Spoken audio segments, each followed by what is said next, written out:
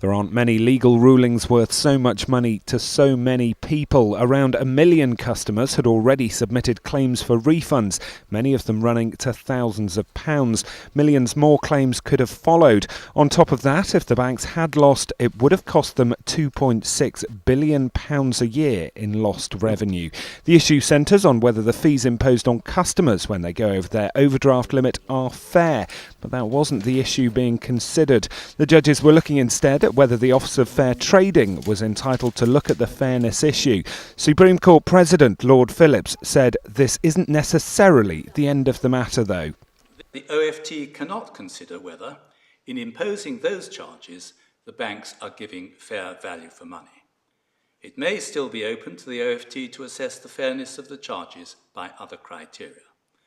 For these reasons, the appeal is allowed. The order will be in the terms agreed by Council.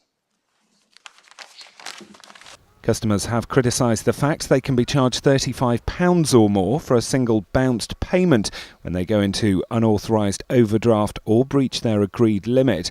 Campaigners claim the actual cost to the banks could be as little as £2.50. Stephen Hone set up a website to campaign against bank fees. He thinks consumers have been treated poorly. The worst story I came across was a lady who was recently separated, living on her own with her kids, and the bank were taking all her benefits and leaving her £10 a week to live on. That's to pay her food and her heating, etc., which is disgusting.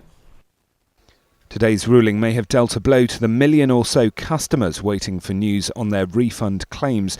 Many millions more may be breathing a sigh of relief, though. Industry sources had suggested that if the ruling had gone against the banks, it may have heralded the end of free banking in the UK.